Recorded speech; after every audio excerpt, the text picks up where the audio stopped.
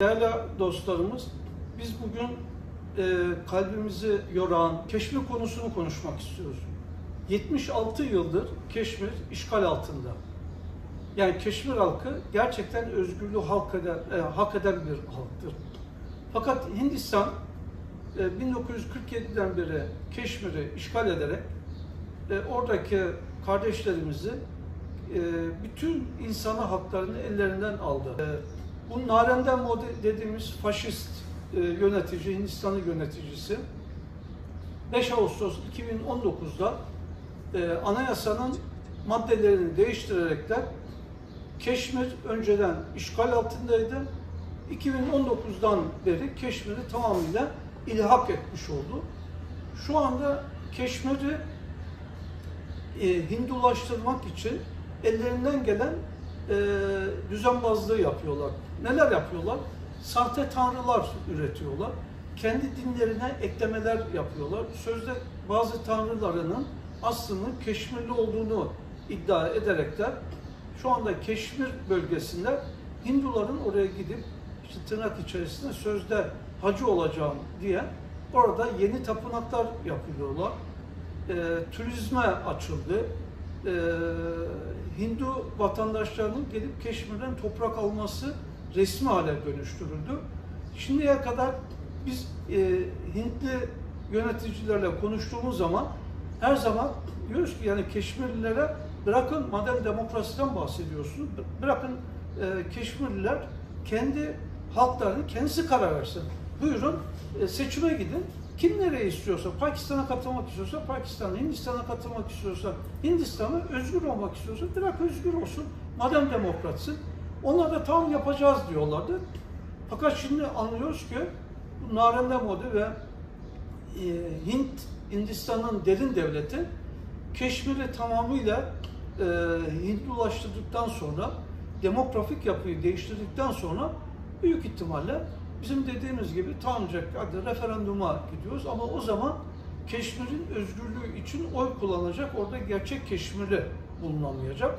Şu anda yani bizler Türkiye'den ve dünyanın değişik yerlerinden bu konuda uyanık olmamız lazım.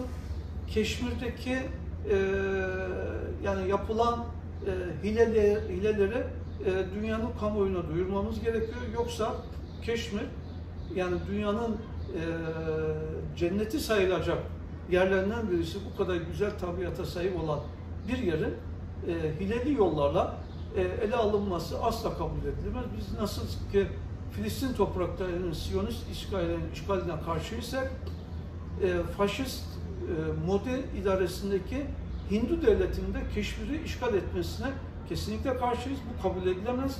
Onun için bütün dünyadaki entelektüel, gazeteci, yazar, öğrenci, aktivist, her kim varsa bunun illa Müslüman olması gerekmiyor.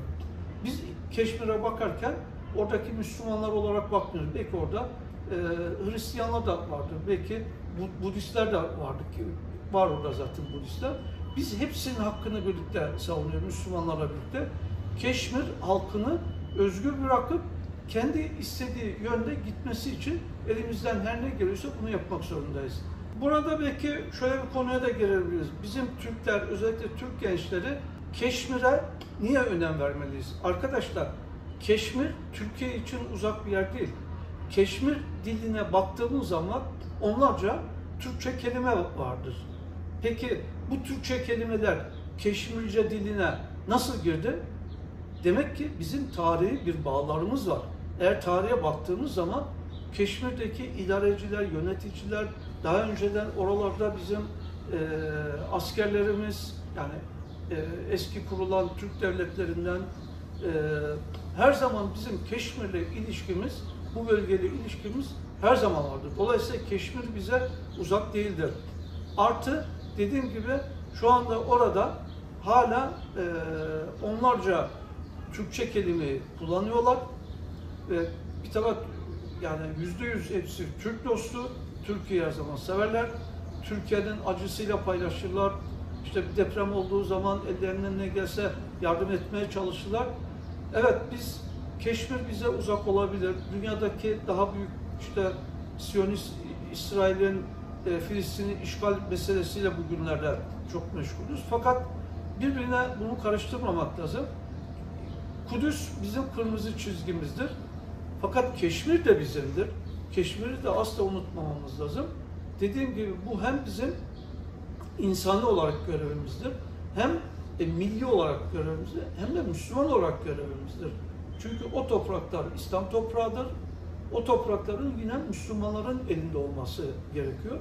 Bunun için özellikle Türkiye'deki kardeşlerim yani Keşmir konusunda bilgilerini tazelesinler, yazılanları okusunlar veyahut da Keşmirli kardeşlerimizi bulsunlar. Bir de yani biz bunu akademik seviyede de gazete boyutunda, televizyonlarda her tarafta dile getirmemiz lazım. Yılda belki 5-6 kez böyle konferanslar, seminerler yapmamız lazım. Biz bunu genç nesillerimize daha iyi bir şekilde duyurmamız gerekiyor. Zindabat Keşmir diyelim.